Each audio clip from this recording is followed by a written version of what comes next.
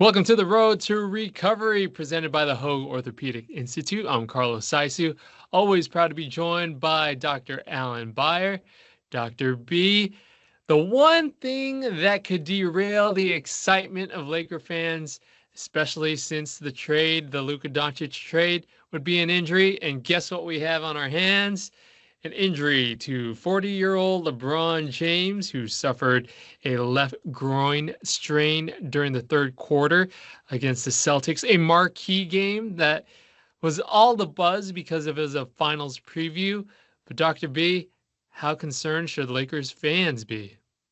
Well, it's not going to be missed 2 games. I mean, this is going to be a couple of weeks, maybe even stretch to 3 or 4. LeBron's, as we've said many times on this segment, is got a lot of miles on the odometer and a lot of birthdays under his belt. Um, I think that he's had this injury before. He had it about 6 or 7 years ago and was out a few weeks. They've got six or eight tough games coming up right now, too, in a short 2 week span. So this was not a great time for this to hit. But I think that the bottom line is they're in second place right now in the West, actually almost tied, second or third. And I think that they've got the luxury of having a little bit of a cushion.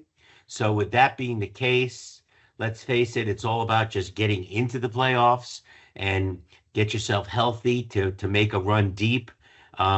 So I think that they'll probably err on the side of keeping out LeBron a little longer than they might have normally. So I think we might see 3 or 4 weeks.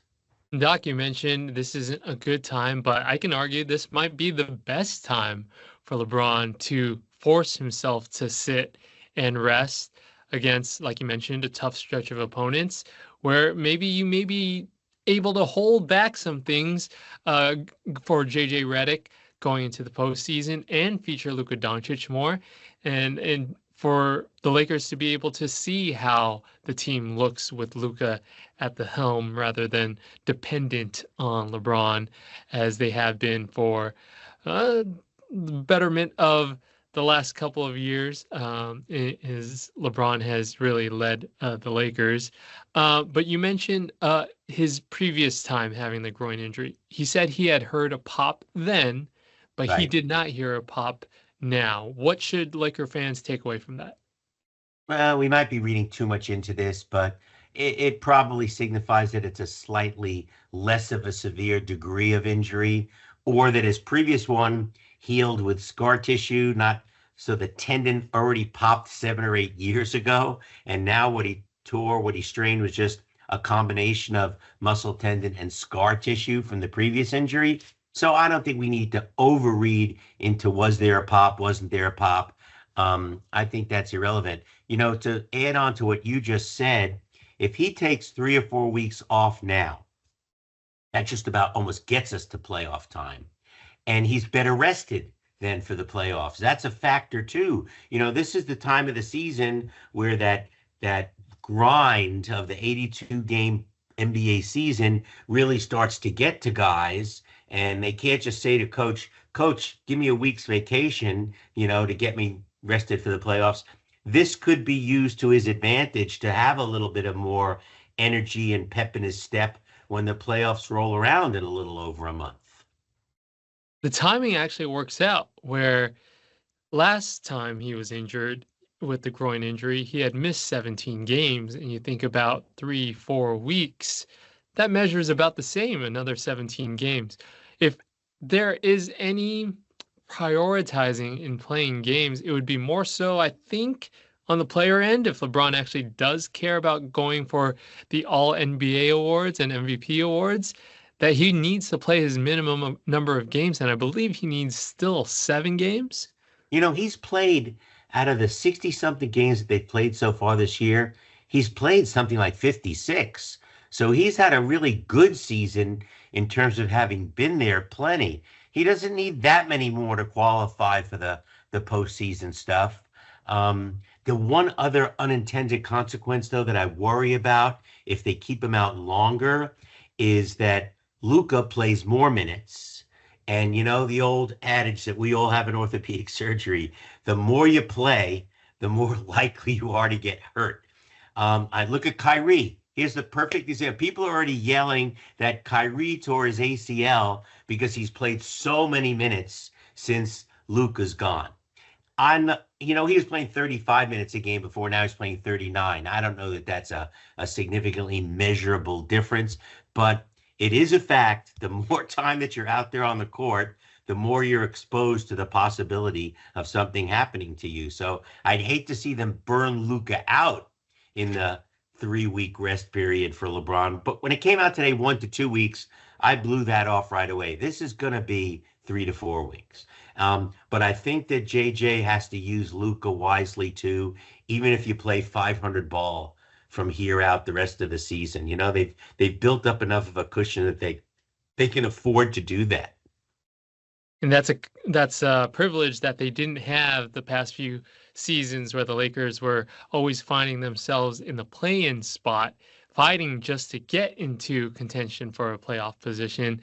Now, like you mentioned, they have cushion at the 2 seed. It'd be amazing if they stay in this 2 seed, but I do not expect it, and so do Lakers fans. One other thing I want to bring up, Doc, is what is LeBron feeling? What does a groin tear feel like? It's kind of related to a hamstring tear. The groin muscles, the adductor muscles, are the ones on the inside of your thigh. So they are responsible for moving the leg towards your body. When guys are running up and down the court and jumping for rebounds and jump into the hoop, all of those muscles are very, very active. So it's not like it's something that you could just play through and do. It's going to negatively impact your ability to jump and your ability to cut and your ability to get up and down the court. They got to wait till he's feeling close to back to normal. Every time I think of major injuries with the Lakers, especially for somebody that the franchise has really been built on, I think of Kobe, his Achilles, and how that basically led to the end in the final chapter of his career. When you see this groin injury for LeBron, say fast forward 3 years from now, when you look at this groin injury, how would you identify this? Could it be the end of LeBron for somebody who has put so much investment in taking care of their body? So let me get this straight. You still have LeBron playing 3 years from now? Wow, you are really an out there prognosticator. You Did know, we ever think that LeBron would be playing up I mean, to I, age I hope he 40? doesn't get beat up by Stephen A. Smith between now and 3 years from now. But that's a whole nother story.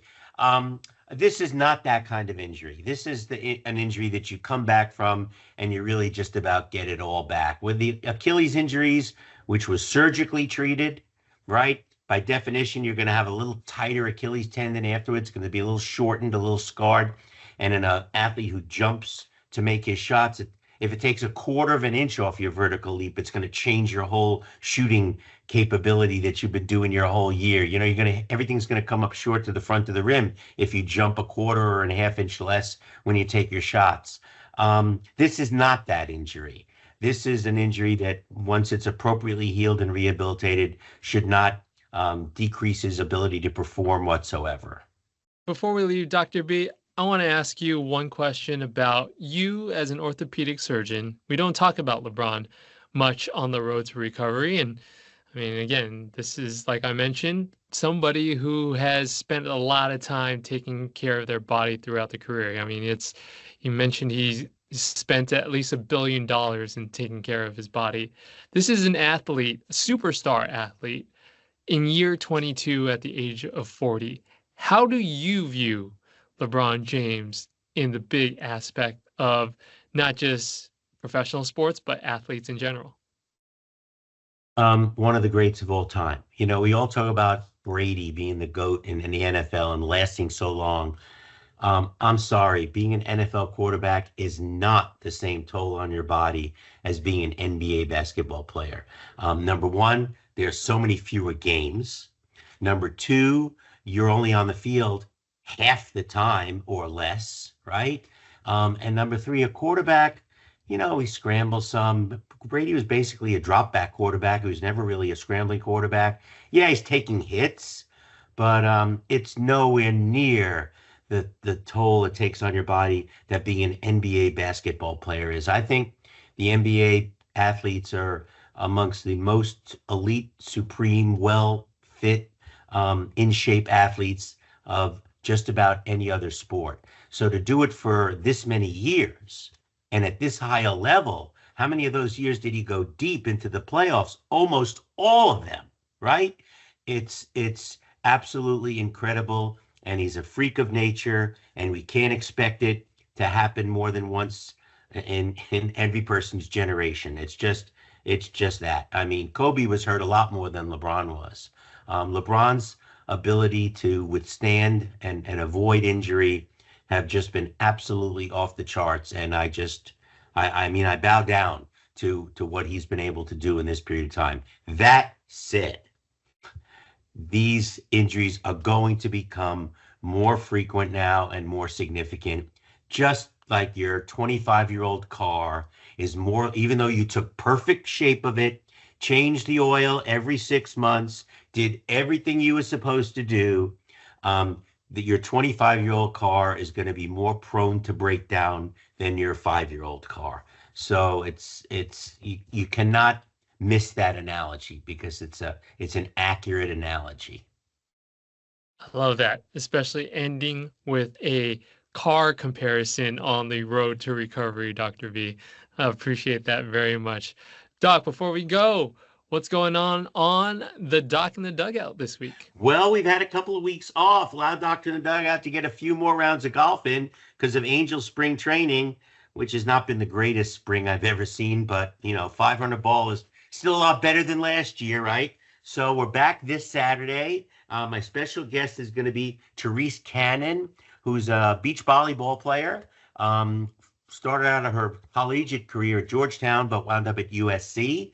And is a pro beach volleyball player now in the AVP. And we'll have an interesting conversation. I think that these girls are athletes too. They really, really are athletes too. I'm a two-man volleyball. Amazes me how two of them cover the court the way they do. One of my favorite sports to watch, Dr. Beyer. Thanks again for joining us on the Road to Recovery presented by the Hoag Orthopedic Institute.